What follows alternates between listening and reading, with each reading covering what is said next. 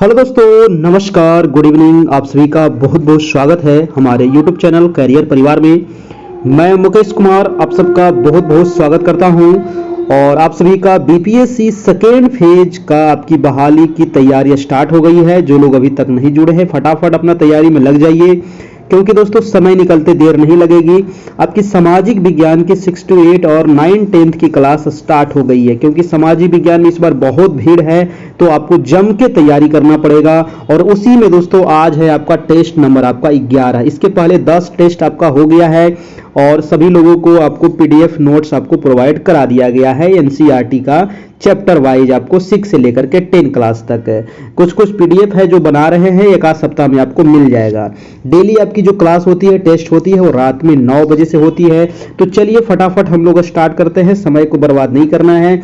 और ये जो टेस्ट है दोस्तों एनसीईआरटी पर आपको आधारित है और एनसीईआरटी से ही आपको एग्जाम में पूछा जाएगा। इस बार जो आपको एग्जाम में पूछा गया था, इस बार भी बहुत सारा क्वेश्चन लड़ा है जो आपको पिछला बार करवाया गया था। आप देखे होंगे जो लोग अगर 9 10th का अगर एग्जाम दिए होंगे, 1 to 5 में तो खैर क्वेश्चन बहुत उटपटांग था, लेकिन 9 10th और 11 12th का दोस्तों सिलेबस के अनुसार ही था और बिल्कुल 9 10th से ही ज्यादा क्वेश्चन था आपका। कुछ कुछ क्वेश्चन 6 7 8 से भी था, है ना। तो इसीलिए हम 6 से लेकर के 10 तक आपको करवा रहे हैं और आपको पीडीएफ दे दिया गया है ताकि इससे बाहर आपको न पूछा जा सके, है ना। 80% 90% क्वेश्चन आपको 6 से लेकर के 10 तक ही रहेगा, तो 4% आपको इधर उधर रह सकता है।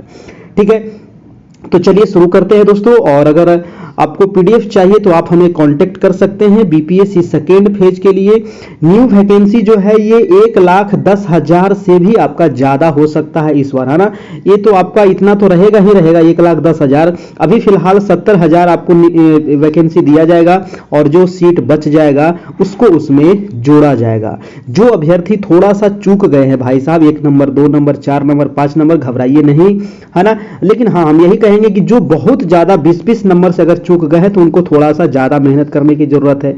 लेकिन जो 1-2 नंबर 4 नंबर 5 नंबर से छूट गए हैं ना, तो वो बाउंड्री लाइन पर हैं, ज्यादा उनको मेहनत करने की जरूरत नहीं है। जो आप मेहनत किए थे उसी को आप और भी आगे रिवीजन आप करते रहिएगा, तैयारी करते रहिएगा, आपका हो जाएगा, है ना। 1,10,000 से भी ज्यादा इस बार वैकेंसी आने की संभावना है। और न्यू बैच के लिए आपको एडमिशन स्टार्ट हो गया है। जो लोग अभी तक नहीं लिए हैं फटाफट ले लीजिएगा, समय बहुत कम है। 6 से 8 तक और 9 10th का सामाजिक विज्ञान जो नए स्टूडेंट हैं उनका 351 यहाँ पर चार्ज है दोस्तों। और जो पुराने स्टूडेंट है यानी कि जो बीपीएससी फर्स्ट फेज की जो एग्जाम हुई थी, अगर उसमें आप हमारे यहाँ जुड़े हुए थे तो आपको 50% की यहाँ पर डिस्काउंट कर दिया गया है, छूट कर दिया गया। बस आपको जितना मैंने करवाऊंगा उतना आप कर लीजिएगा, रिजल्ट 100% आपका हो जाएगा। लेकिन उतना आपको करना पड़ेगा जितना मैं पीडीएफ दूंगा, जो जो आपको टेस्ट होगा और जितना आपको बताया जाएगा। ठीक है, सभी लोग अपना एनसीईआरटी बुक जरूर ले लीजिएगा, उसको अपना पढ़ते रहना है। उसके अलावा जो टेस्ट होता है वो लगाते रहना है, जो पीडीएफ दिया गया उसको आपको बार बार रिवीजन करते रहना है। ठीक है, ये नंबर आपको दिया गया है, फोन पे, गूगल पे, पेटीएम, व्हाट्सएप, सारा नंबर आपको यही है।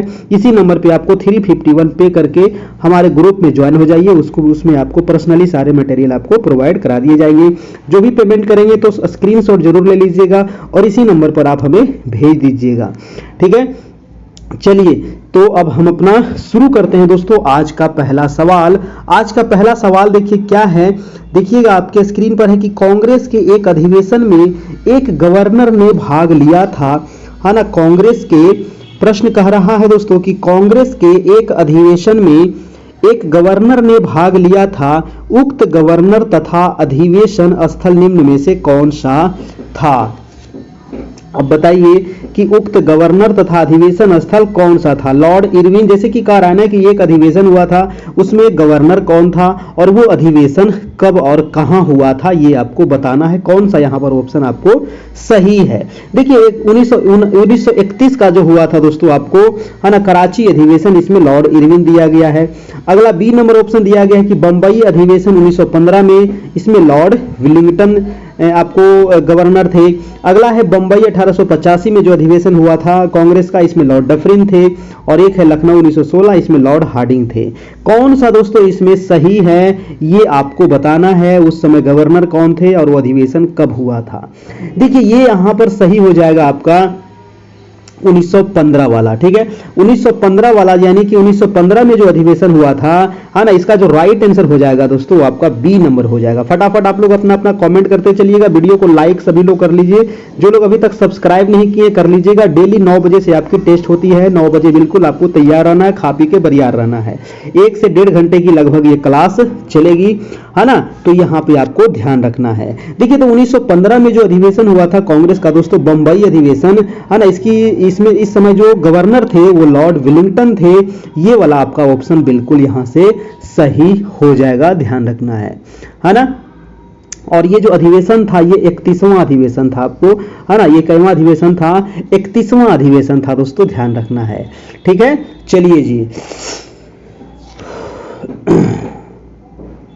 अगला प्रश्न चलते हैं। आपका प्रश्न नंबर है आपका, और प्रश्न नंबर है दूसरा नंबर। देखिए, 1916 में जो कांग्रेस का अधिवेशन हुआ था ना, ये भी बहुत इंपॉर्टेंट है ना। 1916 में जो आपको अधिवेशन हुआ था ये भी कई बार आपको पूछा गया है। अगला प्रश्न है आपका दूसरा नंबर की, वर्ष 1938 के भारतीय राष्ट्रीय कांग्रेस के हरिपुरा अधिवेशन की अध्यक्षता किसने की थी? बहुत ही अच्छा सवाल है।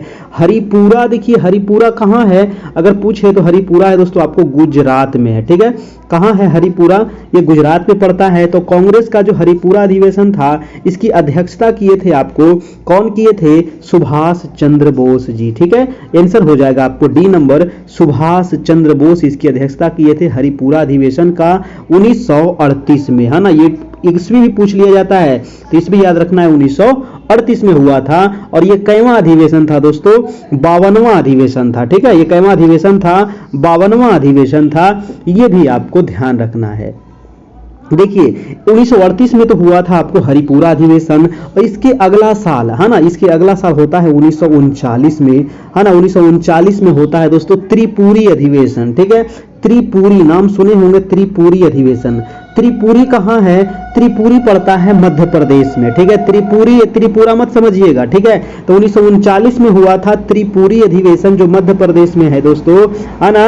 और जो 1939 में हुआ था त्रिपुरी अधिवेशन, इस अधिवेशन में दोस्तों, कांग्रेस अधिवेशन में गांधी जी के विरोध के बाद भी, है ना, गांधी जी इसमें विरोध किए थे, उसके विरोध के बाद भी अध्यक्ष पद के लिए चुने गए थे कौन? तो सुभाष चंद्र बोस ये चुने गए थे दोस्तों, ठीक है ना। जिन्होंने पटाभी सीतारमैया को इन्होंने पराजित किया था, सुभाष चंद्र बोस, ठीक है। और गांधी जी समर्थन कर रहे थे पटाभी सीतारमैया को, और उसके बावजूद भी यहाँ पर सुभाष चंद्र बोस 1939 का त्रिपुरी अधिवेशन भी अध्यक्षता करते हैं, और 1938 वाला हरिपुरा अधिवेशन भी की भी अध्यक्षता इन्होंने ही किया था, है ना। ये चीज आपको ध्यान रखना है। और यही पराजय के बाद, है ना, पटाभी सीतारमैया की इसमें हार हुई थी, और यही पराजय के बाद गांधी जी ने कहे थे कि ये पटाभी सीतारमैया की हार नहीं है, ये मेरी हार है। ये भी क्वेश्चन कई बार आपको पूछा गया है, तो ध्यान रखना है ना। 1939 का त्रिपुरी अधिवेशन। अगला नंबर है आपको 3 नंबर सवाल कि लोकनायक के नाम से किसे जाना जाता है? बहुत बहुत इंपॉर्टेंट, आपको पता होगा, लोकनायक जयप्रकाश नारायण, सबको याद होगा ना। लोकनायक के नाम से प्रसिद्ध जो थे वो जयप्रकाश नारायण थे, है ना। यानी कि ऑप्शन में देखिए जयप्रकाश नारायण किसमें है? सी में आपको दिया गया है। लोकनायक के नाम से प्रसिद्ध जयप्रकाश नारायण ने इंदिरा गांधी के सरकार के विरुद्ध दोस्तों 5 जून 1974 को, है ना, ये लोकनायक क्या किए थे? 5 जून याद रखिएगा 1974, है ना, 5 जून 1974 को गांधी मैदान पटना से संपूर्ण क्रांति का आह्वान किए थे। ये क्वेश्चन पूछा जाता है कि संपूर्ण क्रांति का आह्वान किसने किया था? जयप्रकाश नारायण जी के द्वारा। कब किया गया था? 5 जून 1974 से। कहां से किया गया था? तो गांधी मैदान पटना से किया गया था, ठीक है। और ये जो जयप्रकाश नारायण है दोस्तों, इनको मरणोपरांत इनको दिया गया था भारत रत्न, है ना। इनको भारत रत्न कब दिया गया था? तो इनको भारत रत्न जो दिया गया है, नोट कर लीजिएगा, 1998 ईस्वी में मरणोपरांत इनको भारत रत्न दिया गया था, लोकनायक जयप्रकाश नारायण। अगला प्रश्न है दोस्तों आपका 4 नंबर। वीडियो को लाइक कर दीजिएगा फटाफट, ठीक है। 9 बजे से आपकी डेली टेस्ट चलती है, 9 बजे आपको आ जाना है ना। 9 बजे आप चैनल को सब्सक्राइब कर लीजिए, बेल आइकन प्रेस कर लीजिए। देखिए, जब तक सब्सक्राइब नहीं कीजिएगा आप कमेंट नहीं कर पाइएगा, ठीक है। तो अगर कोई भी सवाल हो आपको, तो कमेंट करने के लिए आपको चैनल को सब्सक्राइब करना पड़ेगा, तभी आप कमेंट कर पाइएगा। अगला प्रश्न है, निम्नलिखित में से किसका संबंध बिहार सोशलिस्ट पार्टी से था? अब देखिए, बिहार सोशलिस्ट पार्टी, बताइए दोस्तों, बिहार सोशलिस्ट पार्टी का संबंध किससे था आपका, है ना, किसका संबंध था? ऑप्शन है जयप्रकाश नारायण, सत्यभक्त, एम.एन. रॉय या सुभाष चंद्र बोस। क्या हो जाएगा दोस्तों? फटाफट इसका आप लोग आंसर करते चलिएगा। देखिए इसका आंसर हो जाएगा, किसका संबंध जो था बिहार सोशलिस्ट पार्टी से था, तो 4 का आंसर हो जाएगा आपका आंसर नंबर ए हो जाएगा जयप्रकाश नारायण, है ना। बिहार सोशलिस्ट पार्टी कह रहा है, ठीक है। तो जयप्रकाश जो नारायण थे, है ना, जयप्रकाश जो नारायण थे दोस्तों, ये बिहार सोशलिस्ट पार्टी से आपको जुड़े हुए थे। और 1931 ईस्वी की ये घटना है ना, 1931 की आपको घटना है। 1931 में हुआ था कि बिहार सोशलिस्ट पार्टी का गठन किया गया था, और उस गठन में दोस्तों गंगा शरण सिंह थे, राम बेनीपुरी थे और रामचंद्र मिश्र ने ये मिल करके किए थे, और जयप्रकाश नारायण उसी से आपको संबंधित है। यानी कि आंसर हो जाएगा आपका आंसर नंबर ए हो जाएगा, यहां से बिल्कुल सही हो जाएगा। अगला प्रश्न है आपका 5 नंबर की, बंगाल में ब्रिटेन की वस्तुओं के बहिष्कार का सुझाव सर्वप्रथम किसने दिया था? बताइए, बंगाल में ब्रिटेन की वस्तुओं का बहिष्कार हो रहा था, जैसे कपड़ा जलाने वाला कार्य हो रहा था, या फिर और भी बहुत सारा चीजों का बहिष्कार हो रहा था, है ना, बंगाल में दोस्तों ब्रिटेन की जो भी वस्तुएं थी आपका। तो इसका सुझाव कह रहा है कि सबसे पहले ये सुझाव किसने दिया था कि इसका आखिर विरोध करना चाहिए? तो वो व्यक्ति कौन थे? ऑप्शन है अरविंद घोष, कृष्ण कुमार मित्र, मोतीलाल घोष या सतीश चंद्र मुखर्जी। देखिए ये घटना है दोस्तों 1905 की, है ना। ये घटना आपकी कब की है? तो ये घटना है दोस्तों 1905 की, और कृष्ण कुमार मित्र ने, है ना, ये आंसर हो जाएगा आपका बी नंबर, यानी कि कृष्ण कुमार मित्र ने दोस्तों बंगाल विभाजन के प्रस्ताव के विरोध में ही अपनी बंगला, इनका एक पत्रिका था संजीवनी, और इसके लेख में 13 जुलाई 1905 को सर्वप्रथम ये सुझाव दिया था, है ना। क्या सुझाव दिया था? कि ब्रिटेन की वस्तुओं का क्या किया जाए? बहिष्कार किया जाए, ठीक है। कब? तो 13 जुलाई 1905 में दोस्तों, है ना, कृष्ण कुमार मित्र के द्वारा। यानी याद रखिएगा कृष्ण कुमार मित्र। अगला प्रश्न चलते हैं आपको 6 नंबर। 6ठा नंबर सवाल है कि चौरी चौरा कांड वास्तविक तिथि क्या थी? देखिए इसी क्वेश्चन को लेकर के दोस्तों लगभग 80-90% लोगों का दोस्तों 1 नंबर माइनस हो गया, और यही क्वेश्चन की वजह से बहुत सारे लोगों का रिजल्ट भी गिर गया। यह सच्चाई है, क्योंकि चौरी चौरा जो पूछा गया था गांधी जी का जो हिमालय जैसी भूल, है ना, तो उसका आंसर चौरी चौरा कांड ही होना चाहिए था, है ना। उसमें आंसर दे दिया गया था जालियांवाला बाग, जो बिल्कुल गलत था, और उसके वजह से ही, क्योंकि ये बीपीएससी में पूछा गया भी सवाल था, ये तो वो सवाल नहीं है, है ना, ये तो इसवी पूछा गया है, लेकिन जो इस बार पूछा गया था बीपीएससी फर्स्ट फेज में, है ना, ये क्वेश्चन आंसर गलत दे दिया। आयोग देखिए इस प्रकार का गलती करता है, और इसमें जो बच्चे हैं उनका बहुत नुकसान हो जाता है। जिंदगी का सवाल है दोस्तों, और 1 नंबर से सैकड़ों बच्चों का जिंदगी बिगड़ गया, और 1 नंबर से सैकड़ों बच्चों का जिंदगी बन जाता, है ना। 1 नंबर घट गया सभी लोगों का, ठीक है। चलिए अब आगे देखना है हमें। तो प्रश्न है कि चौरी चौरा जो कांड हुआ था इसका तिथि क्या है? देखिए चौरी चौरा एक जगह है ना, ये जगह है कहाँ? तो ये पड़ता है उत्तर प्रदेश के गोरखपुर के समीप एक कस्बा है, जहां पर घटना होती है 5 फरवरी, है ना। 5 फरवरी कहाँ गया? तो 5 फरवरी 1922 की ये घटना है, और जहां पर 5 फरवरी 1922 को भारतीय क्रांतिकारियों ने दोस्तों ब्रिटिश सरकार की एक पुलिस चौकी को क्या किया था? आग लगा दिया था, है ना, जिसमें 22 पुलिसकर्मी, याद रखिएगा 22 पुलिसकर्मियों की इसमें मृत्यु हो गई थी, है ना। और इस घटना को चौरी चौरा घटना के नाम से जाना जाता है ना। चौरी चौरा घटना ऑप्शन नंबर हो जाएगा आपका बी नंबर, बिल्कुल सही हो जाएगा। देखिए ये घटना तो हुई थी 5 फरवरी को, लेकिन 12 फरवरी को दोस्तों असहयोग आंदोलन को, है ना, असहयोग आंदोलन को स्थगित करने का प्रस्ताव पारित किया गया था। तो दोनों डेट आप याद रखिएगा, 5 फरवरी को तो ये आंदोलन हुआ था, लेकिन 12 फरवरी को क्या हुआ था कि जो असहयोग आंदोलन था ये गांधी जी शुरू किए थे, है ना, तो इसको वापस लेने के लिए प्रस्ताव पारित किया गया था 12 फरवरी 1905 ईस्वी को। तो ये दोनों डेट आप याद रखिएगा। अगला प्रश्न चलते हैं 7 नंबर है। 7 नंबर है कि निम्नलिखित में से खिलाफत आंदोलन का परिणाम क्या था? देखिए खिलाफत आंदोलन का परिणाम क्या था ये पूछ रहा है ना। खिलाफत आंदोलन का परिणाम क्या था? परिणाम यहां पर पूछा गया है। ऑप्शन है हिंदू मुस्लिम मतभेदों में कमी हुई थी, या भाषा की समस्या तीव्र हुई थी, या हिंदू मुस्लिम दंगे बढ़े थे, या हिंदुओं को दबाया गया था। खिलाफत आंदोलन का जो परिणाम था दोस्तों, यो हिंदू मुस्लिम मतभेदों में कमी हुई थी, है ना, हिंदू मुस्लिम मतभेदों में कमी हुई थी। राइट आंसर हो जाएगा आपका ऑप्शन नंबर ए हो जाएगा, बिल्कुल सही हो जाएगा आपका, ठीक है ना। और खिलाफत आंदोलन जो था ये भारत में मुख्यतः मुसलमानों द्वारा चलाया गया आंदोलन था, जो ब्रिटिश सरकार द्वारा तुर्की के खिलाफ के विरुद्ध किए गए दुर्व्यवहार का ये परिणाम था आपका। आंसर हो जाएगा आपका आंसर नंबर ए बिल्कुल सही हो जाएगा।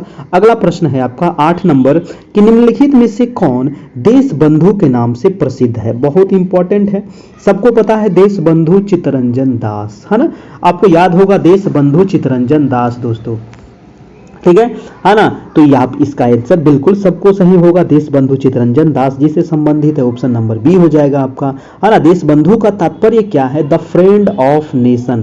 पूछ क्वेश्चन आपको पूछ सकता है कि देश बंधु, है ना, देश बंधु का तात्पर्य क्या है, तो लिख लीजिएगा the friend, FRIEND, the friend of nation, ठीक है, द फ्रेंड ऑफ नेशन इसका दोस्तों तात्पर्य है, ध्यान रखना है ना, देश बंधु चित्तरंजन दास। चलिए अगला चलते हैं। हाँ, चित्तरंजन दास से देखिए पूछा जाता है कि स्वराज पार्टी की भी स्थापना यही किए थे देश बंधु चित्तरंजन दास के द्वारा ही, है ना, 1923 ईस्वी में, है ना, स्वराज पार्टी की स्थापना की गई थी। अगला प्रश्न है कि कामागाटा मारू क्या था। बहुत अच्छा प्रश्न है, कामागाटा मारू। जी हाँ, तो ये कामागाटा मारू क्या था दोस्तों, एक राजनीतिक दल था, या चीन का एक किसान जो साम्यवादी नेता था, या कनाडा की यात्रा पर निकला एक जलपोत था, या चीन का एक गांव जहां से माओ त्से तुंग अपना लॉन्ग मार्च आरंभ किया था। ये देखिए जितने भी सवाल है ना, ये आपको NCERT से आपको लिया गया है, ठीक है, और डेली आपकी 9 बजे से टेस्ट चलती है ना, तो आपको बिल्कुल आ जाना है ये जितने भी हिस्ट्री के सवाल है। आप बताइए कि कामागाटा मारू क्या था दोस्तों। कामागाटा मारू सिंपल है कि एक जहाज है ना, कनाडा की यात्रा पर निकला एक जलपोत था, है ना, जलपोत मतलब पानी वाला जहाज था आपका, और क्या था, है ना, कामागाटा जो मारू था कनाडा की यात्रा पर निकला एक क्या था, जलपोत था। 1913 ईस्वी में न्यायालय के एक निर्णय के अंतर्गत दोस्तों ऐसे 35 भारतीयों को कनाडा आने की अनुमति प्रदान कर दी जो सीधे भारत से न आए हो, है ना। इसका आंसर हो जाएगा आपका आंसर नंबर कामागाटा मारू, कनाडा की यात्रा पर निकला एक जलपोत, कई बार पूछा गया सवाल है। अगर आपको पीडीएफ चाहिए एनसीईआरटी का, है ना, एनसीईआरटी का अगर आपको चाहिए 6 से लेकर के 10 तक चैप्टर वाइज आपको मिल जाएगा, है ना, चैप्टर वाइज मिल जाएगा, छठा से लेकर के 10वां क्लास तक एमसीक्यू मिल जाएगा, है ना, डिटेल में नहीं होगा, एमसीक्यू होगा आपको चैप्टर वाइज, हर एक चैप्टर से किसी में 50 है, किसी में 100 है, किसी में 80 है, किसी में 70 है, जिस अनुसार से क्वेश्चन था सभी में आपको बनाया गया है। प्रश्न है कि किसने सचिंद्रनाथ सन्याल द्वारा स्थापित हिंदुस्तान रिपब्लिकन एसोसिएशन का नाम बदल करके हिंदुस्तान सोशलिस्ट रिपब्लिकन एसोसिएशन कर दिया। अब बताइए दोस्तों किसने किया था, बहुत ही इंपॉर्टेंट प्रश्न है आपका, 10 नंबर आपका। तो ये किया गया था चंद्रशेखर आजाद के द्वारा, ठीक है, किसके द्वारा, चंद्रशेखर आजाद के द्वारा, है ना, इन्हीं के नेतृत्व में दोस्तों ये घटना कब की है मैं थोड़ा सा डिटेल में बता दूं।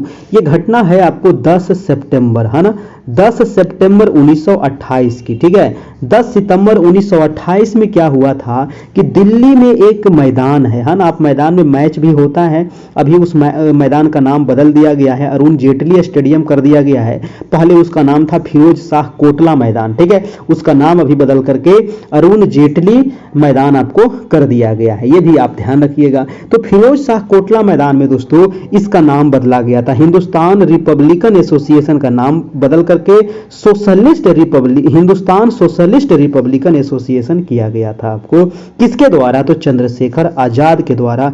कब किया गया था, तो 1928 में किया गया था, याद रखिएगा। अगर आपसे पूछे दोस्तों कि हिंदुस्तान रिपब्लिकन एसोसिएशन की स्थापना कब हुआ था, तो हिंदुस्तान रिपब्लिकन एसोसिएशन की स्थापना हुई थी आपको 1924 में, हाँ 1924 में हुई थी, और 1928 में फिर इसको हिंदुस्तान सोशलिस्ट रिपब्लिकन एसोसिएशन नाम दिया गया था। इसको शॉर्ट में कहा जाता है HSRA, ठीक है, हिंदुस्तान सोशलिस्ट रिपब्लिकन एसोसिएशन, ठीक है।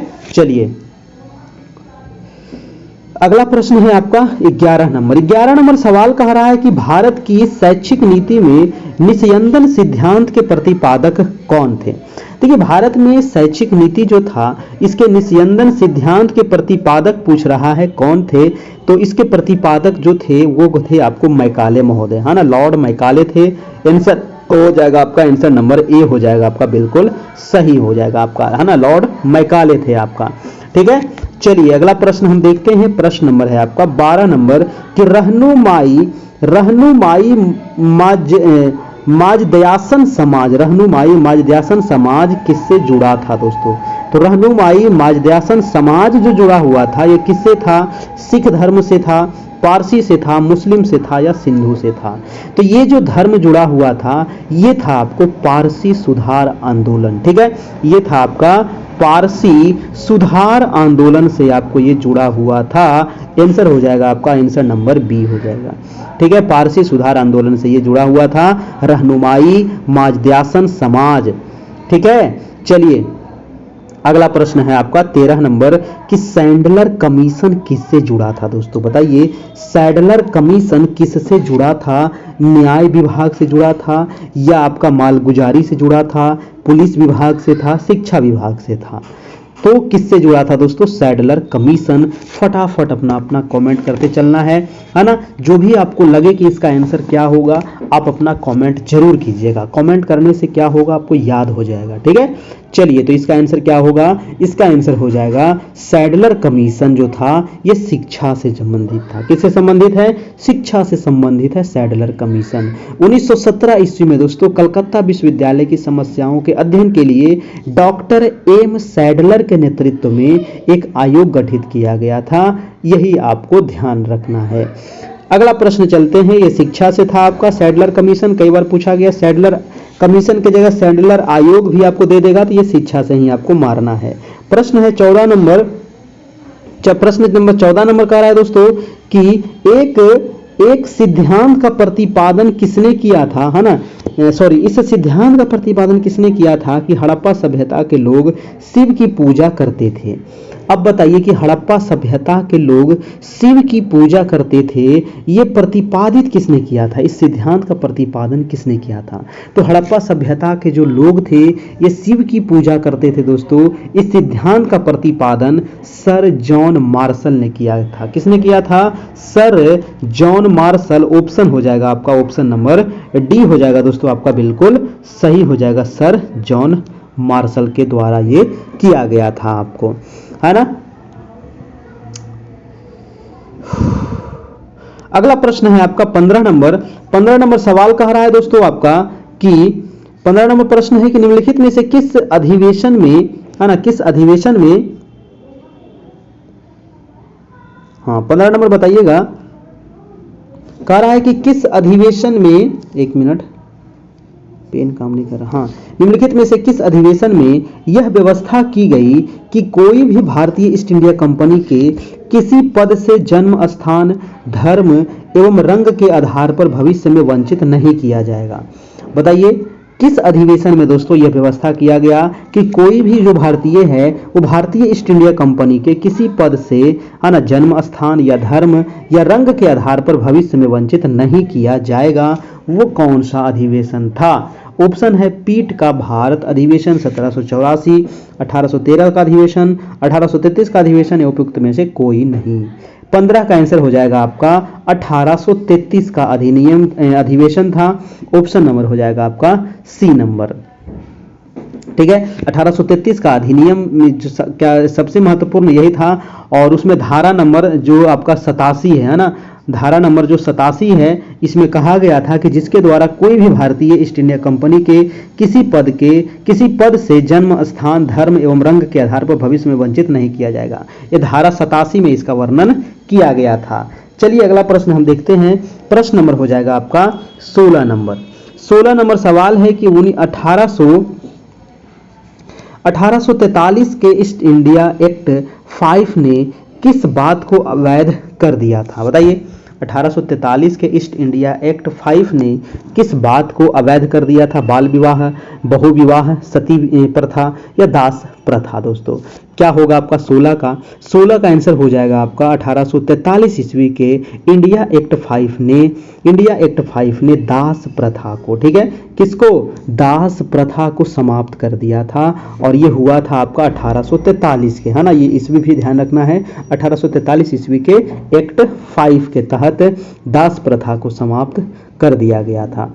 ठीक है, चलिए भारतीय समाज में दोस्तों दास प्रथा का प्रचलन बहुत दिनों से था, प्राचीन काल से था, और इंग्लैंड में इस प्रथा पर 1833 में प्रतिबंध लगाया गया था। इंग्लैंड में कब लगा था?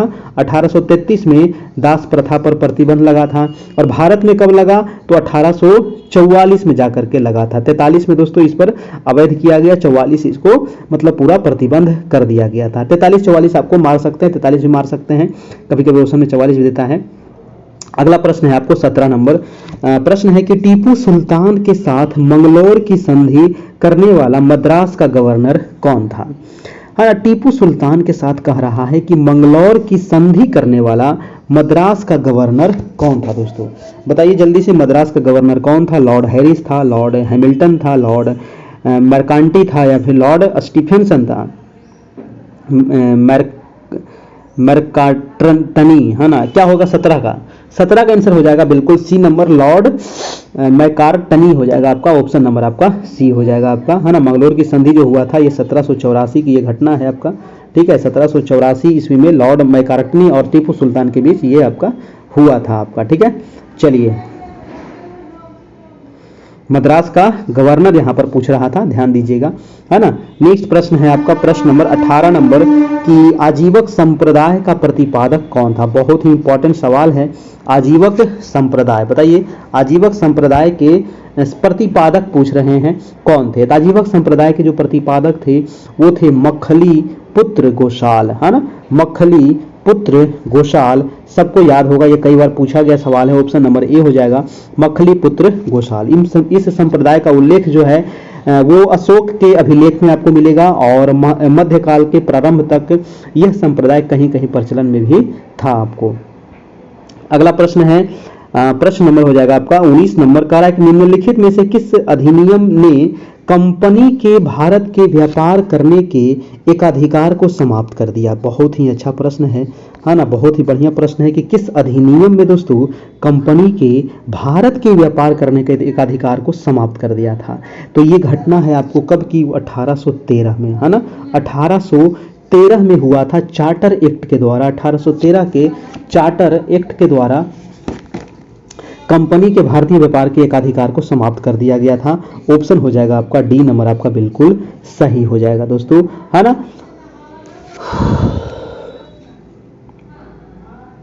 आंसर हो जाएगा 1813 के चार्टर एक्ट के द्वारा। अगला प्रश्न है 20 नंबर।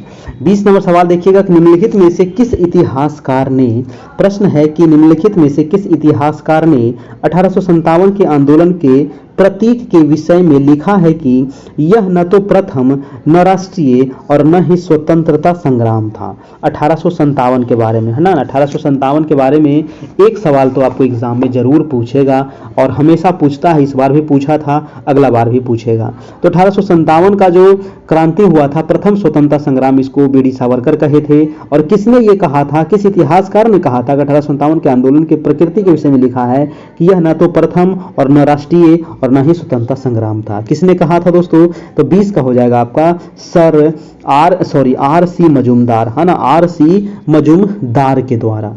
ठीक है, यह न तो प्रथम न राष्ट्रीय और न ही स्वतंत्रता संग्राम था, है ना? आर सी मजूमदार ने अपनी पुस्तक, इन्होंने अपनी पुस्तक में इस बात को लिखा था। ब्रिटिश उस पुस्तक का नाम था दोस्तों ब्रिटिश पारामाउंटेंसी एंड इंडियन दिमाग से निकल रहा है, इंडियन रिनेनेंस, है ना? पार्ट 1 में इन्होंने लिखा था, है ना? मैं याद होगा तो मैं कभी अगला बार वीडियो बता दूंगा आपको, है ना? जो पुस्तक में इन्होंने लिखा था, बस आप इतना याद रखिएगा, आरसी मजूमदार के द्वारा, ये आपको आरसी मजूमदार के द्वारा मतलब कि कहा गया था, ये लिखा गया था आपका।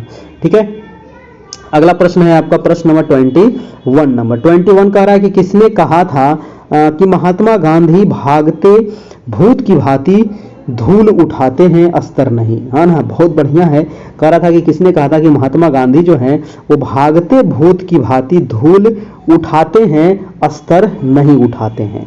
विंस्टन चर्चिल के द्वारा, या आपका सुभाष चंद्र बोस के द्वारा, या फिर BR अम्बेडकर के द्वारा, या फिर इनमें से कोई नहीं? 21 का आंसर क्या होगा? तो उपरोक्त जो कथन है दोस्तों कि महात्मा गांधी भागते भूत की भांति धूल उठाते हैं, अस्तर नहीं, यह BR अम्बेडकर के द्वारा आपको कहा गया था। ठीक है, BR अम्बेडकर हो जाएगा, ऑप्शन नंबर आपका सी हो जाएगा दोस्तों, बिल्कुल सही हो जाएगा। अगला प्रश्न देखिए आपका 22 नंबर प्रश्न कह रहा है कि किस दल ने, है ना, यहाँ दल बताना है वो कौन सा दल है जिन्होंने 3 जुलाई 1947 को भारत के विभाजन के विरुद्ध काले दिवस के रूप में मनाया था। बताइए, भारत के विभाजन जो हुआ था ना, है ना, भारत पाकिस्तान के रूप में जो विभाजन हुआ 1947 में, 3 जुलाई 1947 को भारत के विभाजन के विरुद्ध काला दिवस के रूप में किसने मनाया था?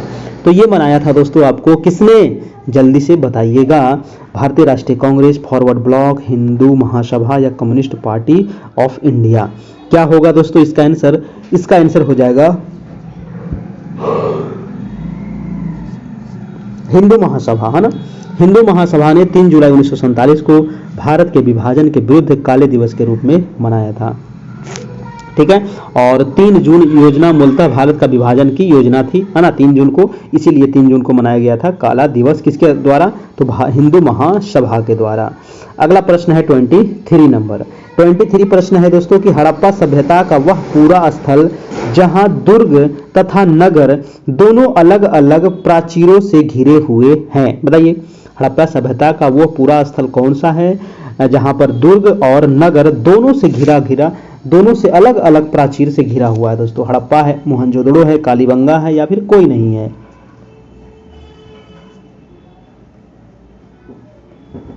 देखिए इसका आंसर क्या हो जाएगा? इसका आंसर हो जाएगा आपको 23 का आंसर हो जाएगा कालीबंगा, है ना। 23 का आंसर क्या हो जाएगा? कालीबंगा हो जाएगा। कालीबंगा जो है हड़प्पा सभ्यता का वह पूरा स्थल है जहां पर दुर्ग तथा नगर दोनों अलग अलग प्राचीरों से घिरे हुए हैं। ऑप्शन हो जाएगा आपका ऑप्शन नंबर सी हो जाएगा आपका, बिल्कुल सही हो जाएगा। इसका खोज किसने किया था दोस्तों? तो राजस्थान के हनुमानगढ़ जिले में इसे स्थित इस प्राक हड़प्पा पुरास्थल की खोज सर्वप्रथम ए घोष के द्वारा 1953 में किया गया था। ठीक है, कालीबंगा की खोज 1953 में ए घोष के द्वारा। अगला प्रश्न है आपका 24 नंबर। 24 है कि एशिया महाद्वीप के किस देश से बोगाज कोई अभिलेख प्राप्त हुआ है? बताइए, एशिया महाद्वीप के वो कौन सा देश है जहां से बोगाज कोई अभिलेख प्राप्त हुआ है? भारत है, ईरान है, सीरिया है या तुर्की है? तो 24 का क्या होगा बताइएगा? एशिया महाद्वीप के, है ना, एशिया महाद्वीप के ईरान से दोस्तों, है ना, याद रखिएगा, एशिया महाद्वीप के ईरान से बोगाई कोज अभिलेख प्राप्त हुआ है। ठीक है, बोगाई कोज। और एशिया में बोगाई कोज नामक स्थान पर हमें 1450 बीसी का अभिलेख प्राप्त हुआ है ना। यहाँ से ईस्वी अगर पूछे तो 1450 बीसी। अगला प्रश्न है आपका 25 नंबर कि निम्नलिखित में से एक कौन सा विद्वान था, है ना, वो कौन सा विद्वान था वो बताना है। अश्वघोष था, हेमचंद्र था, धर्मकीर्ति था या फिर दिवाकर मित्र था, है ना। कौन एक जैन विद्वान था ये आपको बताना है। जैन, देखिए हेमचंद जो था, है ना, हेमचंद जो था दोस्तों ये जैन विद्वान था। याद रखिएगा, हेमचंद क्या था? एक जैन विद्वान था। ये पूछा जाता है, कई बार पूछा गया है। तो हेमचंद एक जैन विद्वान थे। अगला प्रश्न है आपका 26 नंबर।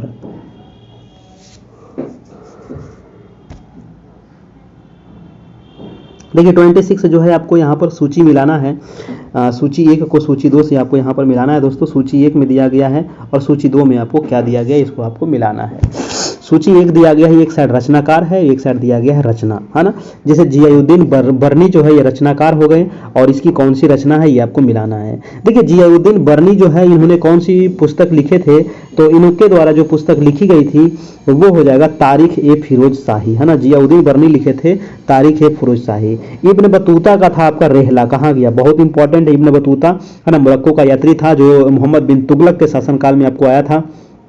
कई बार पूछा जाता है, यात्रा वृत्तांत है ये रेहला, है ना। अगला है अबुल फजल। तो अबुल फजल जो हो जाएगा आपका अकबरनामा, है ना। अबुल फजल हो जाएगा आपका अकबरनामा और निजामुद्दीन अहमद हो जाएगा दोस्तों इकबात ए अकबरी, है ना। तबकात ए अकबरी, है ना। तबकात ए अकबरी हो जाएगा आपका, यानी कि निजामुद्दीन अहमद का हो जाएगा 1 नंबर आपका। ठीक है, तो आंसर हो जाएगा 3 4 2 1, है ना। 3 4 2 1 ऑप्शन नंबर आपका सी हो जाएगा दोस्तों, बिल्कुल सही। इधर रचनाकार है और इधर उसकी पुस्तक का नाम दिया गया है ना। याद रखिएगा, बहुत बार पूछा गया है। ठीक है, याद हो गया। तो जियाउद्दीन बर्नी क्या लिखा है ना, जल्दी जल्दी बताइएगा। जियाउद्दीन बर्नी तारीख ए फिरोज शाही, इब्न बतूता रेहला, है ना, और अबुल फजल अकबरनामा और निजामुद्दीन अहमद तबकात ए अकबरी। अगला प्रश्न है आपको 27 नंबर। आगे बढ़ गए हम लोग भाई। चलिए 27 नंबर है कि गवर्नर जनरल की एग्जीक्यूटिव काउंसिल की पूर्ण सदस्यता विधि सदस्य को प्रदान की गई थी। बताइए इसका आंसर क्या होगा, जल्दी से बताइएगा। गवर्नर जनरल है ना, गवर्नर जनरल की एग्जीक्यूटिव काउंसिल की पूर्ण सदस्यता विधि सदस्य को प्रदान की गई थी। इसका आंसर क्या होगा, जल्दी से बताइए। वो 1882 ईस्वी के काउंसिल अधिनियम के द्वारा, या 1861 ईस्वी के काउंसिल अधिनियम द्वारा, या 1853 के चार्टर एक्ट द्वारा, या 1833 के चार्टर एक्ट द्वारा। थोड़ा सा मौसम चेंज होता है ना, बहुत जल्दी तबीयत हमारा खराब हो जाता है ना, सर्दी खांसी फिर से हो गया है। चलिए कोई बात नहीं है, क्लास आपकी चलेगी रेगुलर। 27 का आंसर क्या हो जाएगा, 27 का आंसर हो जाएगा आपका सी नंबर, 1853 ईस्वी के चार्टर एक्ट के द्वारा हो जाएगा दोस्तों। गवर्नर जनरल की एग्जीक्यूटिव काउंसिल की पूर्ण सदस्यता विधि सदस्य को प्रदान की गई थी। अगला प्रश्न है आपको 28 नंबर। 28 नंबर देखिए, फिर से आपको यहाँ पर सूची मिलाना है। एक साइड आपको दिया गया है साहित्यिक कृति है और एक साइड दिया गया है व्यक्ति है ना। 28 का आंसर क्या होगा, फटाफट इसको आप मिला दीजिए। 28 का आंसर क्या होगा,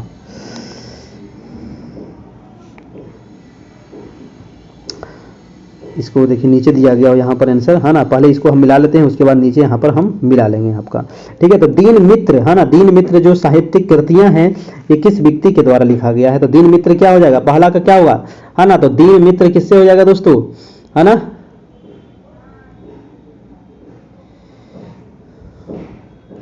दीन मित्र है, मार्तंड वर्मा है, न्यू इंडिया है, निबंध माला है, क्या होगा जल्दी जल्दी बताइएगा। तो यहाँ पर निबंध वाला आपको, निबंध माला जो मिल जाएगा विष्णु कृष्ण के साथ जाएगा, डी का 3 हो जाएगा है ना, डी का यहाँ पर 3 होगा। अब डी का 3 यहाँ पर दिया गया है, बिल्कुल दिया गया, डी का 3 दुगो में है। और हम खोजते हैं कागो हल्का वाला खोज लेते हैं, जैसे न्यू इंडिया है ना, तो न्यू इंडिया वाला हो जाएगा बिपिन चंद्र पाल है ना, न्यू इंडिया हो जाएगा बिपिन चंद्र पाल। और इसका हो जाएगा ई, सी का हो जाएगा 4, सी का 4 और डी का 3, सी का 4 है ना, सी का हो जाएगा 4 और डी का 3, बिल्कुल देखिए सी का 4 और डी का 3 मिल जाएगा। ऑप्शन नंबर आपको बी हो जाएगा यहाँ से बिल्कुल सही। मैं एक बार इसको फिर से मिला देता हूँ है ना, निबंध माला हो जाएगा विष्णु कृष्ण चिपलुंकर, न्यू इंडिया हो जाएगा विष्णु चंद्रपाल, विपिन चंद्रपाल, और मर्तंड वर्मा क्या हो जाएगा मर्तंड वर्मा क्या हो जाएगा दोस्तों, इसको मिलाइएगा, मर्तंड वर्मा चल जाएगा किस में, हाँ पिल्लई ने, मर्तंड वर्मा पिल्लई हो जाएगा। दीन मित्र हो जाएगा आपका मुकुंद राव पाटिल। ठीक है, तो ये आप यहाँ से याद रखना पड़ेगा, एक साथ व्यक्ति दिया गया है, एक साथ साहित्यिक कृतियां दिया गया है। ठीक है, थोड़ा सा हार्ड था, इसको आपको याद रखना पड़ेगा। अगला प्रश्न है कि उत्तम आशा अंतरीप का पता लगाया था। थोड़ा सा तबीयत गड़बड़ है ना कि गलत हम पढ़ भी लेते हैं। उत्तम आशा अंतरीप का पता किसने लगाया था ना, उत्तम आशा अंतरीप का पता किसने लगाया था, सर जॉन ने, सेबस्टियन कैबोट ने, मैगलन ने, या बर्थोलोमियो डियाज ने, किसने लगाया था पता उत्तम आशा अंतरीप, क्या होगा 29 का, जल्दी से बताइएगा है ना। तो ये पता लगाया था बर्थोलोमियो डियाज के द्वारा लगाया गया था। बर्थोलोमियो डियाज ने दोस्तों उत्तम आशा अंतरीप का पता लगाया था। और देखिए उत्तम आशा अंतरीप कहाँ पर है ना, अगर ये आपसे पूछ लिया जाकर ये है क्या, तो आप अफ्रीका महादेश को अगर आप देखते हैं ना, ये मान लीजिए अफ्रीका महादेश है, तो इसका जो सबसे दक्षिणतम बिंदु है ना, अफ्रीका महादेश का जो सबसे दक्षिणतम बिंदु है, इसी को कहा जाता है दोस्तों उत्तम आशा अंतरीप। ठीक है, और इसी का पता मतलब यहाँ से इस रास्ता का पता किसने लगाया था, तो यही था बार्थोलोमियो डियाज के द्वारा ये लगाया गया था। कब लगाया गया था, तो 1488 ईस्वी में है ना, 1488 में बार्थोलोमियो डियाज ने दोस्तों अफ्रीका के दक्षिणतम बिंदु उत्तम आशा अंतरीप, जिसको कहा जाता है केप ऑफ गुड होप, अंग्रेजी में अगर पूछे तो केप ऑफ गुड होप इसको कहा जाता है। ठीक है, ये भी आप ध्यान रखिएगा, केप ऑफ गुड होप का ये पता लगाया था है ना। चलिए, और यही इसी से दोस्तों है ना, ये उत्तम आशा अंतरिक्ष, देखो ये वाला नहीं है, इस प्रकार से अफ्रीका महादेश को आप देखिएगा, ये सबसे दक्षिणतम छोर से होकर के ही दोस्तों ये पुर्तगाली यात्री जो भारत आया था सबसे पहले रास्ता का खोज किया था, वास्को डी गामा इसी रास्ता से होकर के आया था आपको। ठीक है ना, ये भी आप ध्यान रखिएगा। अगला प्रश्न है आपका प्रश्न नंबर है 30 नंबर। 30 नंबर है कि अमेरिकी स्वतंत्रता संग्राम का पहला युद्ध हुआ था। देखिए अमेरिकी स्वतंत्रता संग्राम का पहला युद्ध हुआ था, पहला पूछ रहा है, ध्यान रखिएगा, ये नहीं पूछ रहा है कि अमेरिका आजाद कब हुआ। और बहुत सारे लोग इसमें अमेरिका आजाद वाला मार देंगे 1976, ये जो गलत है, ठीक है। यहाँ पर पहला युद्ध हुआ था आपको 1775 में, ठीक है। पहला युद्ध जो हुआ था वो 1775 में हुआ था, ठीक है, ध्यान रखिएगा। और अमेरिका अगर पूछता कि अमेरिका स्वतंत्र घोषित कब किया गया था, 4 जुलाई 1976 को, ठीक है। 4 जुलाई अमेरिका अपना स्वतंत्रता दिवस कब मनाता है, तो 4 जुलाई को मनाता है। 1776 दोस्तों, है ना, बार बार 1900 निकल जाता है। 4 जुलाई 1776 को आपका, ठीक है, ये आपको ध्यान रखना है। चलिए, अमेरिका को जो स्वतंत्रता मिला था दोस्तों, ये पेरिस की संधि के तहत ही इसको स्वतंत्रता मिला था। अगला प्रश्न है आपका 31 नंबर कि प्रतिनिधित्व नहीं तो कर नहीं, है ना, प्रतिनिधित्व कहीं नहीं तो कर नहीं, यह नारा किस क्रांति में दिया गया था। ये भी बहुत अच्छा सवाल है। प्रतिनिधित्व नहीं तो कर नहीं, यानी कि टैक्स नहीं, ये जो आपको नारा है ये दिया गया था आपको कौन से स्वतंत्रता संग्राम में, पूछ रहा है आपको। ये दिया गया था आपको अमेरिका के स्वतंत्रता संग्राम में। अमेरिका आजाद कब हुआ, तो 1776 में अमेरिका आजाद हुआ था, 4 जुलाई 1776, ठीक है ना। ब्रिटेन अमेरिका पर किसका अधिकार था दोस्तों, ब्रिटेन का था। ब्रिटेन इतनी गो है और अमेरिका इतवर गो है, बताइए। ब्रिटेन ये इस पर अधिकार के लिए था। 13 उपनिवेश था ना अमेरिका में, ब्रिटेन का 13 उपनिवेश था दोस्तों, ठीक है। चलिए अगला प्रश्न हम देखते हैं आपका 32 नंबर। 32 नंबर सवाल कह रहा है कि दी सोशलिस्ट कॉन्ट्रैक्ट, है ना, दी सोशलिस्ट कॉन्ट्रैक्ट ये पुस्तक है, इसके लेखक कौन है। तो दी सोशलिस्ट कॉन्ट्रैक्ट जो पुस्तक है, इसके लेखक जो है ये रूसो है। कौन है, कहाँ गया, रूसो, है ना, रूसो रूस गया। दी सोशल कॉन्ट्रैक्ट पुस्तक के लेखक, है ना, रूसो के द्वारा ये लिखा गया है। अगर आपसे पूछे कि दी स्पिरिट ऑफ लॉज, बताइए दी स्पिरिट, मैं लिख देता हूं दी स्पिरिट, कई बार पूछा गया, दी स्पिरिट ऑफ लॉज पुस्तक के लेखक कौन है, जल्दी से बताइए। द स्पिरिट ऑफ लॉज पुस्तक के लेखक कौन है ना, कौन है द स्पिरिट ऑफ पुस्तक के लेखक, तो इसका आंसर हो जाएगा मॉन्टेस्क्यू, ठीक है, मॉन्टेस्क्यू, याद रखिएगा दोस्तों, मॉन्टेस्क्यू, है ना, मॉन्टेस्क्यू के द्वारा लिखा गया था द स्पिरिट ऑफ लॉज, कई बार पूछा गया है ना।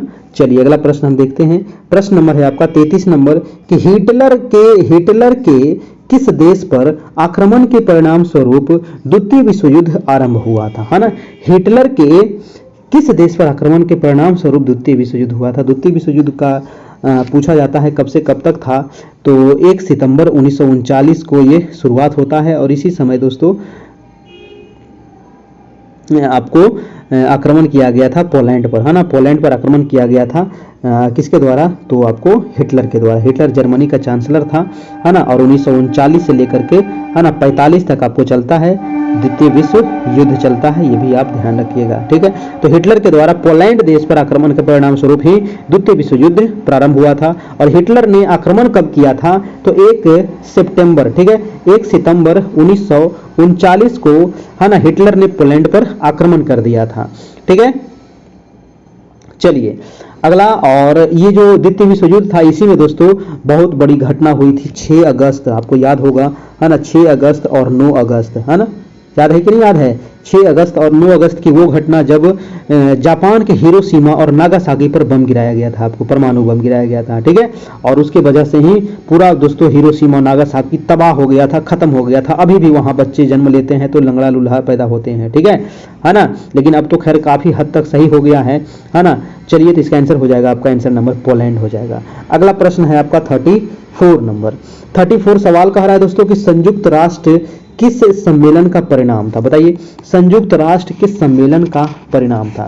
एक तो देखिए संयुक्त राष्ट्र संघ है, एक होता है संयुक्त राष्ट्र, दोनों अलग अलग चीजें हैं, याद रखना है, ठीक है। एक संयुक्त राष्ट्र, एक संयुक्त राष्ट्र संघ, दोनों अलग है ना। तो 34 का आंसर हो जाएगा आपका सैन फ्रांसिस्को सम्मेलन का, ठीक है। संयुक्त राष्ट्र की स्थापना जो हुआ था वो सैन फ्रांसिस्को सम्मेलन का परिणाम था दोस्तों, ठीक है। और संयुक्त राष्ट्र संघ जो है ना, संयुक्त राष्ट्र संघ की स्थापना 24 अक्टूबर 1945 को हुई थी। संयुक्त राष्ट्र में वर्तमान कितने देश हैं, तो संयुक्त राष्ट्र में वर्तमान में दोस्तों यही संयुक्त राष्ट्र उसी के बारे में ये चर्चा कर रहा है। ठीक है, संयुक्त राष्ट्र संघ के बारे में ही ये चर्चा किया जा रहा है यहाँ पर कि संयुक्त राष्ट्र संघ की स्थापना जो हुई थी ये किस सम्मेलन का परिणाम था, तो सैन फ्रांसिस्को सम्मेलन का परिणाम था। संयुक्त राष्ट्र संघ में वर्तमान में अभी 193 सदस्य हैं, है ना, 193 अभी इसमें टोटल देश है। इसकी स्थापना भी पूछा जाता है, 24 अक्टूबर 1945 को इसकी स्थापना होती है संयुक्त राष्ट्र की। और सूडान दोस्तों, है ना, सूडान 2 भागों में विभाजित हुआ था, है ना, सूडान 2 भागों में 2011 में विभाजित हुआ था। और जो दक्षिणी सूडान है ना, साउथ सूडान है, वही इसका 193वां देश बना था आपको। ठीक है, दक्षिणी सूडान ही इसका 193वां देश बना था, ये भी आपको ध्यान रखना है ना। अगला प्रश्न हम देखते हैं, संयुक्त राष्ट्र का मुख्यालय आपसे यहाँ पर पूछ रहा है। बताइए संयुक्त राष्ट्र का मुख्यालय कहाँ है। तो संयुक्त राष्ट्र का मुख्यालय सबको पता है कि संयुक्त राष्ट्र का जो मुख्यालय है वो हो जाएगा आपका न्यूयॉर्क, है ना। न्यूयॉर्क कहाँ है, तो अमेरिका में है आपका। संयुक्त राष्ट्र का मुख्यालय कहाँ हो जाएगा, न्यूयॉर्क में हो जाएगा, है ना। यूनाइटेड नेशन नामक FD रूजवेल्ट द्वारा दिया गया था। यूनाइटेड नेशन नाम किसने दिया था बताइए, है ना, मैंने अभी बता दिया, यूनाइटेड, है ना। यूनाइटेड नेशन जो नाम दिया गया था ये दिया गया था FD रूजवेल्ट के द्वारा दिया गया था। ठीक है, चलिए। और संयुक्त राष्ट्र दिवस कब मनाया जाता है, तो 24 अक्टूबर को मनाया जाता है संयुक्त राष्ट्र दिवस। संयुक्त राष्ट्र के कितने अंग हैं, तो 6 अंग हैं दोस्तों इसके, ये भी आपको ध्यान रखना है। संयुक्त राष्ट्र में अस्थायी कितने हैं, तो 5 हैं, और अस्थायी कितने रहते हैं, तो 10 रहते हैं, जिनका कार्यकाल 2 वर्ष का होता है।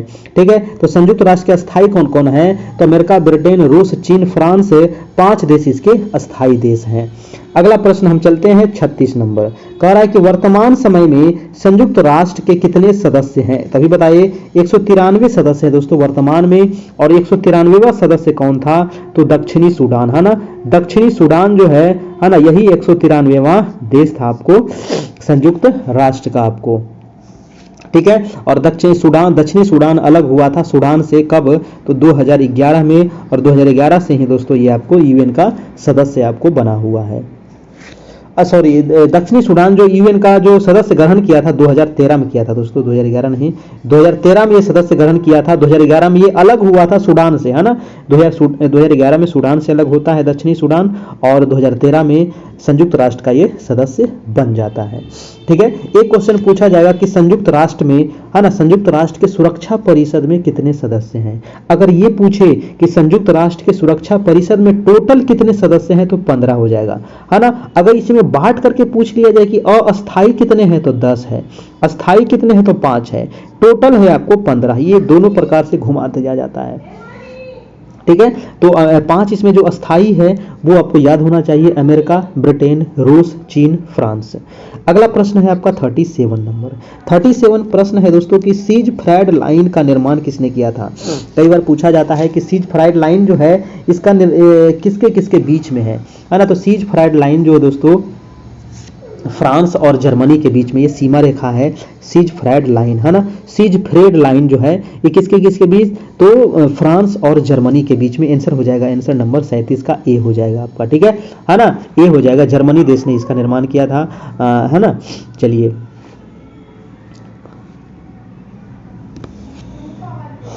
अगला प्रश्न है आपका, प्रश्न नंबर आपका 38 नंबर। मैगिनो लाइन का निर्माण किस देश ने किया था। मैगिनो लाइन, देखिए मैगिनो लाइन का जो निर्माण किया गया था ये फ्रांस के द्वारा किया गया था। ठीक है, फ्रांस के द्वारा किया गया था। ये तो पूछा जाएगा सीज फ्राइड लाइन किसके किसके बीच है, तो अमेरिका नहीं, जर्मनी और फ्रांस के बीच में है ना। तो सीज फ्राइड लाइन का निर्माण जो किया था ये जर्मनी किया था, लेकिन फ्रांस के द्वारा कौन सा लाइन का निर्माण किया गया था, तो मैगिनो लाइन, है ना। तो मैगिनो लाइन भी आपसे पूछ सकता है किसके किसके बीच है। ठीक है, तो मैगिनो लाइन जो था ये फ्रांस के द्वारा निर्माण किया गया था। फ्रांस मैगिनो लाइन द्वारा जर्मनी के संभावित आक्रमण से रक्षा के लिए इसको बनाया था, है ना, क्योंकि दोनों सटा हुआ है ना। तो फ्रांस इस पर आक्रमण कर देता है, जर्मनी इस पर आक्रमण कर देता था, इसीलिए दोनों अपना अपना सीमा रेखा बनाया था आपका। अगला प्रश्न है दोस्तों कि तिनकठिया प्रणाली किन पर लागू हुई थी। बताइए तिनकठिया जो प्रणाली थी है ना, तिनकठिया प्रणाली किन पर लागू हुई थी? किसानों पर, श्रमिकों पर, व्यापारियों पर या उद्योगपतियों पर? आपको पता है कि तिनकठिया जो प्रणाली थी दोस्तों है ना, ये आपको चंपारण आंदोलन से संबंधित है ना। आपको पता है ये जो चंपारण आंदोलन जो हुआ था आपको 1917 में, और गांधी जी को राजकुमार शुक्ल के द्वारा आवंटित किया गया था 1916 में, है ना। 1916 में हुआ था लखनऊ अधिवेशन, यहीं पर गांधी जी गए हुए थे और यहीं पर बिहार के राजकुमार शुक्ल जाते हैं, है ना। राजकुमार शुक्ल जाते हैं और उन्होंने गांधी जी को मतलब कि बोलते हैं तिनकठिया पत्ती के बारे में, है ना, जिसको आपको 3/20 यानी कि 3 कट्ठा में क्या चीज था, तो नील की खेती करने पर मतलब कि बाध्य किया जाता था अंग्रेजों के द्वारा दोस्तों। और तिनकठिया पद्धति का अनुबंध कब से हुआ था? तो यह 1867 से चलते आ रहा था ना। ये अनुबंध कब हुआ था? तो अनुबंध हुआ था 1867 में किया गया था और जाकर के 1917 में दोस्तों ये आपको समाप्त हुआ था चंपारण आंदोलन के तहत। और गांधी जी का प्रथम व्यक्तिगत सत्याग्रह आंदोलन भी था यही 1917 वाला चंपारण सत्याग्रह, ध्यान रखिएगा आपका। चलिए अगला प्रश्न चलते हैं, और अगला प्रश्न है आपका 40 नंबर कि गदर पार्टी की स्थापना किसने की थी? देखिए गदर पार्टी की स्थापना तो आपको याद होना चाहिए, इसकी स्थापना हुई थी आपको 1913 में, है ना। इसकी स्थापना कब होती है? इसकी स्थापना होती है आपको 1913 ईस्वी में। देखिए वीडियो अच्छा लग रहा है तो एक लाइक कहीं नहीं किए अभी तक, है ना भाई साहब, लाइक तो कर दीजिए, लाइक तो बनता है ना। आप सभी के लिए इतना मेहनत करते हैं। डेली 9 बजे रात में आपकी टेस्ट चलती है, डेली 9 बजे से चलती है ना, स्टार्ट हो गई है अब। तो जो लोग अभी तक फटाफट नहीं जुड़े हैं तो जुड़ जाइएगा, है ना। आपको नंबर दे दिया गया है, मैं आपको फिर से एक बार लास्ट में बता दूंगा। तो गदर पार्टी की जो स्थापना होती है 1913 में होती है और ये किया गया था लाला हरदयाल के द्वारा। किसके द्वारा? लाला हरदयाल। ऑप्शन नंबर हो जाएगा यहाँ से सी, बिल्कुल सही हो जाएगा, है ना। गदर पार्टी की स्थापना लाला हरदयाल के द्वारा किया गया था। कब किया गया था? तो 1913 में किया गया था। आपसे पूछा जाएगा एक सवाल कि गदर पार्टी के प्रथम अध्यक्ष कौन थे? अब बताइए कि गदर पार्टी के प्रथम अध्यक्ष कौन थे, है ना। जल्दी से बताइएगा गदर पार्टी के प्रथम अध्यक्ष कौन थे? तो इसके अध्यक्ष थे मोहन सिंह भाखना। कौन थे? मोहन सिंह भाखना, याद रखिएगा, गदर पार्टी के प्रथम अध्यक्ष थे। गदर पार्टी के प्रथम मंत्री कौन थे? तो लाला हरदयाल थे, है ना, याद रखिएगा दोस्तों। और गदर पार्टी के कोषाध्यक्ष कौन थे? तो काशीराम थे कोषाध्यक्ष, ठीक है। ये सारे पूछे जाते हैं, याद रखिएगा। गदर पार्टी है ना, स्थापना हुआ था सैन फ्रांसिस्को में 1913 ईस्वी में हुआ था इसका, सैन फ्रांसिस्को में, याद रखना है। लाला हरदयाल के द्वारा किया गया था। प्रथम अध्यक्ष मोहन सिंह भाखना थे, प्रथम मंत्री लाला हरदयाल थे, प्रथम कोषाध्यक्ष काशीराम दास थे, है ना, काशीराम दास थे। ये सारे सवाल आपको याद रखना पड़ेगा। चलिए तो ये था आज का टेस्ट। आपको कैसा लगा दोस्तों? ये आज 40 सवाल ही यहाँ पर रहने देते हैं, और अगर आपको अच्छा लगा हो तो एक लाइक भी कर दीजिएगा। ये सेकेंड फेज के लिए आपकी ज़बरदस्त वैकेंसी फिर से आ रही है। अगर आप थोड़ा सा चूक गए हैं ना तो घबराइएगा नहीं, है ना। 2-4 महीने बाद आपका ज्वाइनिंग होगा, और क्या होगा, और क्या होगा, इससे ज़्यादा कुछ होगा। 2-4 महीना बाद ज्वाइनिंग होगा, लेकिन होगा। अगर आप ठान लिए हैं, है ना, जब तक तोड़ेंगे नहीं तब तक छोड़िएगा नहीं, याद रखिएगा। तो आपकी वैकेंसी आ रही है और अब की बार तो लेकर के ही रहना है सिलेक्शन, याद रखिएगा, है ना। और यहाँ पर जो नए बच्चे हैं उनका मात्र 351 यहाँ पर चार्ज है। आपको 6 से लेकर के 10 क्लास तक, है ना, 6 से लेकर के 10 क्लास तक NCERT चैप्टर वाइज MCQ आपको दे दिया जाएगा, ठीक है।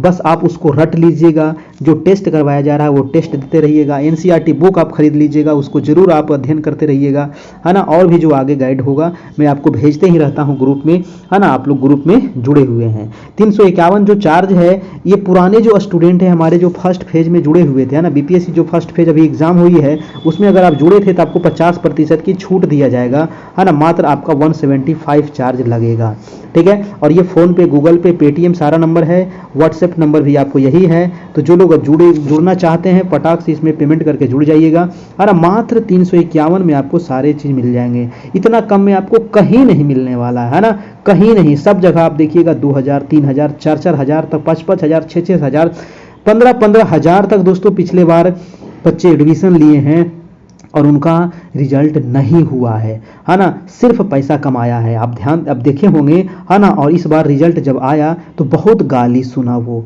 है ना। नाम सिर्फ है दोस्तों लेकिन काम कुछ नहीं है, ठीक है ना। बहुत सारे जो बच्चे हैं ना वो सिर्फ नाम देखते हैं कि बहुत बड़ा कोचिंग है तो हमको मतलब कि जो पढ़ाएगा वो एग्जाम में आइए जाएगा, भैया ऐसा नहीं है। ठीक है, वो सिर्फ नाम पे चल रहा है, काम नहीं है ना। नाम मान लीजिए वहां पर 10,000 बच्चे एडमिशन ले लिए तो 10,000 में तो 50 वो काहे नहीं होगा। और हमारे के यहाँ अगर 500 लेता है तो 500 में दोस्तों हम 50 प्लस रिजल्ट यहाँ पर हुआ है हमारे के यहाँ। ठीक है, 50 से ज़्यादा रिजल्ट हुआ है, समझे। 500 में ही 50 से ज़्यादा रिजल्ट हुआ है और यहाँ 10,000 में 50 रिजल्ट हुआ, तो क्या फ़र्क पड़ता है ना। तो अच्छा कौन है आप ही बताइए। ठीक है, तो इतना कम चार्ज में आपको मिल रहा है सब चीज़, तो आप जुड़ जाइए। समझ रहे ना, जो भी पेमेंट करेंगे तो स्क्रीनशॉट लेकर के व्हाट्सएप जरूर कर दीजिएगा ताकि आपको ग्रुप में जोड़ा जा सके, आपको पीडीएफ दिया जा सके। जिनका भी डिलीट हो गया है पीडीएफ वगैरह, तो मैं बार बार कहता हूं कि पीडीएफ जब भी दिया जाए तो आपको पूरा डाउनलोड करके अपने ड्राइव में सेव काहे नहीं कर लेते हैं। ड्राइव में सेव कर लीजिए। हम काहे, बहुत सारे लोग कहते सर दोबारा भेज दीजिए, हम भेज देंगे। ठीक है, 1-2 दिन इंतजार कीजिए, ग्रुप में और भी कुछ लोग जुड़ जाते हैं, मैं दोबारा ग्रुप में आपको भेज दूंगा। लेकिन अबरी बार हम दोबारा फिर नहीं भेजूंगा। ठीक है, तो इस बार मैं लास्ट बार भेज रहा हूं ग्रुप में, सभी लोग डाउनलोड करके अपने अपने ड्राइव में सेव कर लीजिएगा ताकि आपको कोई समस्या नहीं हो। और जैसे जैसे डेली वाइज फिर पीडीएफ जो मिलता है इसको भी आप सेव करते जाइएगा और उसको रिवीजन करते रहिएगा, है ना। ऐसा नहीं कि सेव करते जाइएगा, है ना। ताखा पर तो सरियावल है बहुत मनी किताब, लेकिन पढ़ता कौन है ना। हर एक के रूम में देखिएगा तो 10-10, 20-20, 50-50 किताब सरियावल है, पढ़ कौन रहा है। पढ़ रहा है वही जिसका रिजल्ट हो रहा है। ठीक है, मेहनत कीजिएगा दिन रात, तभी जाकर के मेहनत होगा, रिजल्ट होगा। डेली आपकी 9 बजे से टेस्ट होती है, टेस्ट में आप लोग जरूर से जरूर ज्वाइन कीजिए। थैंक यू, फिर मिलते हैं कल, तब तक के लिए गुड नाइट। खुश रहिए, मस्त रहिए, अच्छे से तैयारी करते रहिए। कोई भी समस्या हो तो आप हमें बताते रहिएगा। धन्यवाद। ये हमारा व्हाट्सएप नंबर भी है, तो कोई समस्या हो तो कॉल नहीं करना है, व्हाट्सएप कर दीजिएगा, है ना। जहाँ तक हो सकेगा मैं लगभग सभी लोगों को जवाब दे ही देता हूँ। ठीक है, तो आप हमें कोई भी दिक्कत हो तो मैसेज कर लीजिएगा। थैंक यू, धन्यवाद, गुड नाइट।